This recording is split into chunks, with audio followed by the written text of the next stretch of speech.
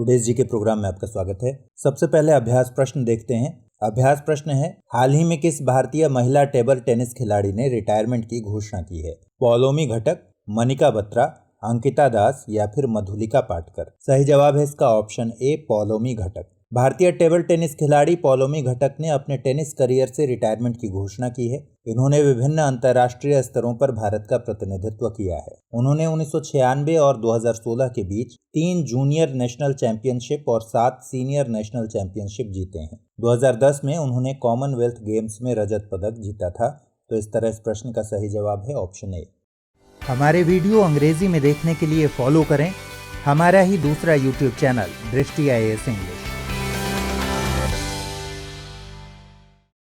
अगला सवाल है, हाल ही में सामाजिक न्याय और अधिकारिता मंत्रालय ने मानसिक स्वास्थ्य पुनर्वास हेल्पलाइन नंबर शुरू किया है। इसका क्या नाम है? ऑप्शन ए रोशनी, बी किरण, सी ज्योति या फिर डी निहारिका? सही जवाब है इसका ऑप्शन बी किरण। केंद्रीय सामाजिक न्याय और अधिकारिता मंत्रालय ने मानसिक स्वास्थ्य पुनर्वास के लिए एक टोल फ्री हेल्पलाइन नंबर शुरू करने की बात कही है। मंत्रालय ने इस हेल्पलाइन को किरण नाम दिया है, जो मुख्यतः 13 भाषाओं में सहायता प्रदान करेगा। इस हेल्पलाइन नंबर को शुरू करने का मकसद कॉल के माध्यम से लोगों को प्राथमिक चिकित्सा और मनोवैज्ञानिक सहायता देना है। इसके बाद उन्हें जरूरत के अनुसार रिहेबिलिटेशन सेंटर, क्लिनिकल फिजियोलॉजिस्ट और मनोचिकित्सक इत्यादि सुविधाएं दी जाएंगी। तो इस तरह इस प्रश्न का सही जवाब है ऑप्शन बी। अगला सवाल है, किस क्रेडिट रेटिंग एजेंसी की रिपोर्ट के अनुसार लॉकडाउन के दौरान मनरेगा में प्रति व्यक्ति प्रति माह औसत आय दोगुनी हो गई है? क्रिसिल, इक्रा, केयर या फिर DCR इंडिया? सही जवाब है इसका CRISIL यानी क्रिसिल। भारतीय क्रेडिट रेटिंग एजेंसी क्रिसिल की रिपोर्ट के अनुसार लॉकडाउन के दौरान मनरेगा में प्रति व्यक्ति प्रति माह औसत आय दोगुनी हो गई है। रिपोर्ट के अनुसार औसत आय में वृद्धि का प्राथमिक कारण कोविड-19 महामारी है। कोविड-19 में प्रवासी श्रमिकों के अपने घर लौट आने के कारण हरियाणा, उत्तर प्रदेश, बिहार, पश्चिम बंगाल, ओडिशा और गुजरात राज्य में मनरेगा से संबंधित कार्यों में जोर दिया गया है। आपको बता दें कि इसके कारण केंद्रीय बजट 2020-21 में किए गए आवंटन का पहली तिमाही में ही 50% से अधिक धन खर्च किया जा चुका है। महात्मा गांधी राष्ट्रीय ग्रामीण रोजगार गारंटी अधिनियम भारत में एक श्रम कानून है, जिसका उद्देश्य काम करने का अधिकार सुनिश्चित करना है। तो इस तरह इस प्रश्न का सही जवाब है ऑप्शन ए। अगला सवाल है, निम्नलिखित में से किसने राष्ट्रीय स्तर पर India component of the national determined contributions transport initiative for Asia यानी NDCTIA को लॉन्च करने की बात कही है? गृह मंत्रालय, नीति आयोग, DRDO या फिर इसरो? सही जवाब है इसका ऑप्शन बी, नीति आयोग। हाल ही में India component of the national determined contributions transport initiative for Asia यानी NDCTIA को नीति आयोग द्वारा वर्चुअली लॉन्च किए जाने की बात कही गई है। यह कार्यक्रम भारत में परिवहन, ऊर्जा और जलवायु हितधारकों को विभिन्न प्रोजेक्ट के लिए सूचित करेगा। यह भारत के परिवहन की विशिष्ट जरूरतों और परिस्थितियों पर ध्यान केंद्रित करने में मदद करेगा। NDCTIA इंडिया कंपोनेंट देश में हरित परिवहन को बढ़ावा देने के लिए बहुहितधारक संवाद मंच स्थापित करेगा। आपको बता दें कि यह ग्रीन हाउस गैस के उत्सर्जन को कम करने में तकनीकी सहायता प्रदान करेगा। तो इस तरह इस प्रश्न का सही जवाब है ऑप्शन बी।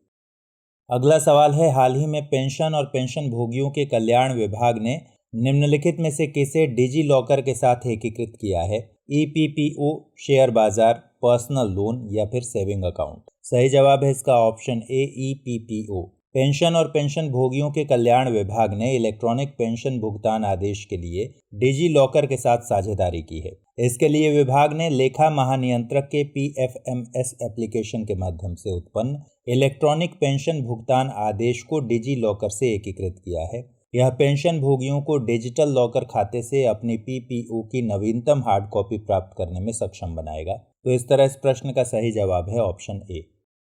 अगला सवाल है, नीति आयोग द्वारा जारी एक्सपोर्ट प्रिपेयर्डनेस इंडेक्स EPI 2020 में किस भारतीय राज्य ने टॉप किया है?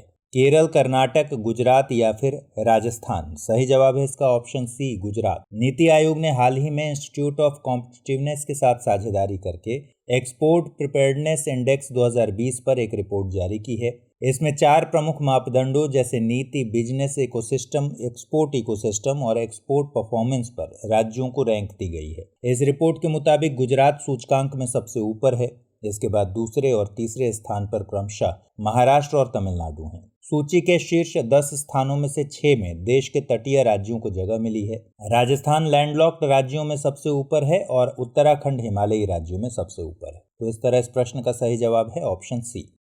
अगला सवाल है, निम्नलिखित में से किसे पावर हाउस ऑफ सेल कहा जाता है? प्लास्टिड, माइटोकॉन्ड्रिया, लाइसोसोम या फिर गोल्जी उपकरण? सही जवाब है इसका ऑप्शन बी। माइटोकॉन्ड्रिया को पावर हाउस ऑफ सेल कहते हैं। माइटोकॉन्ड्रिया एटीपी यानी एडिनोसिन ट्राइफॉस्फेट के रूप में ऊर्जा प्रदान करते हैं। एटीपी दरअसल कोशिका की ऊर्जा होती है। हमारा शरीर रासायनिक यौगिकों को बनाने तथा यांत्रिक कार्य करने के लिए एटीपी में संचित ऊर्जा का उपयोग करता है। माइटोकॉन्ड्रिया की खासियत यह है कि इसमें इसका अपना डीएनए और राइबोसोम होते हैं। इसके अलावा माइटोकॉन्ड्रिया अपने कुछ प्रोटीन स्वयं बनाते हैं। तो इस तरह इस प्रश्न का सही जवाब है ऑप्शन बी। अगला सवाल है, प्लाज्मा झिल्ली निम्नलिखित में से किससे मिलकर बनी होती है? लिपिड, प्रोटीन, उपर्युक्त दोनों, दोनों में से कोई नहीं? सही जवाब है इसका ऑप्शन सी, उपर्युक्त दोनों। कोशिका के चारों ओर प्लाज्मा झिल्ली होती है। यह कोशिका की बाहरी परत होती है जो कोशिकीय घटकों को बाहरी पर्यावरण से अलग करती है। यह झिल्ली कुछ पदार्थों को कोशिका के अंदर अथवा बाहर आने जाने देती है।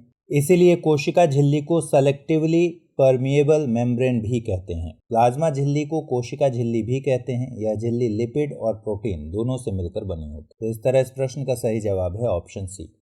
अगला सवाल है, निम्नलिखित में से किसे कोशिका की आत्मघाती थैली कहते हैं? कोशिका द्रव्य, माइटोकॉन्ड्रिया, लाइसोसोम या फिर गोल्जी उपकरण? सही जवाब है इसका ऑप्शन सी, लाइसोसोम।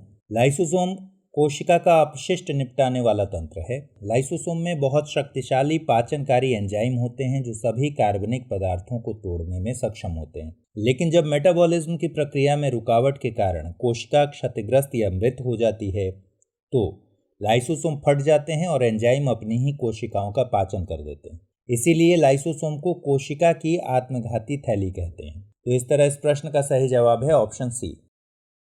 अगला सवाल है, कोलेनकाइमा नामक स्थायी ऊतक का संबंध किससे होता है? पौधों के हरे रंग से, पौधों की वृद्धि से, तने की मोटाई से या फिर पौधों में लचीलेपन से? सही जवाब है इसका ऑप्शन डी। पौधों में लचीलापन का गुण एक स्थायी ऊतक कोलेनकाइमा के कारण होता है। यह पौधों के विभिन्न भागों मसलन पत्ती, तना इत्यादि में बिना टूटे हुए लचीलापन लाता है। वहीं स्क्लेरेन्काइमा नामक ऊतक पौधों को कठोर और मजबूत बनाता है। नारियल का रेशा इसी ऊतक से बना होता है। फ्लोरेन्काइमा नामक ऊतक के कारण पौधों में प्रकाश संश्लेषण की प्रक्रिया संपन्न होती है। फ्लोरेन्काइमा को हरित ऊतक भी कहा जाता है। यह पैरेन्काइमा नामक ऊतक का एक प्रकार है। तो इस तरह इस प्रश्न का सही जवाब है ऑप्शन डी।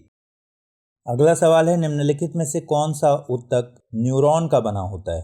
पेशीय ऊतक, तंत्रिका ऊतक, उपर्युक्त दोनों या फिर दोनों में से कोई नहीं? सही जवाब है इसका ऑप्शन सी। तंत्रिका ऊतक न्यूरॉन का बना होता है जो संवेदनाओं को प्राप्त करता है और उन्हें संचालित करता है। तंत्रिका ऊतक की कोशिकाओं को तंत्रिका कोशिका कहा जाता है। इसे ही न्यूरॉन कहते हैं। न्यूरॉन में न्यूक्लियस यानी केंद्रक और साइटोप्लाज्म यानी कोशिका द्रव्य से युक्त एक सेल बॉडी होती है। एक तंत्रिका कोशिका लगभग 1 मीटर तक लंबी हो सकती है। तो इस तरह इस प्रश्न का सही जवाब है ऑप्शन सी। आइए अब देखते हैं अभ्यास प्रश्न। हाल ही में किस देश ने 5G पर ब्रिक्स इनोवेशन बेस स्थापित करने की बात कही है? भारत, चीन, अमेरिका या फिर ब्राजील? तो इस सवाल का सही जवाब आप कमेंट बॉक्स में दीजिए। इस सवाल के जवाब के साथ और नए सवालों के साथ हम फिर मिलेंगे अगले एपिसोड में। तब तक के लिए ख्याल रखिए। Good bye.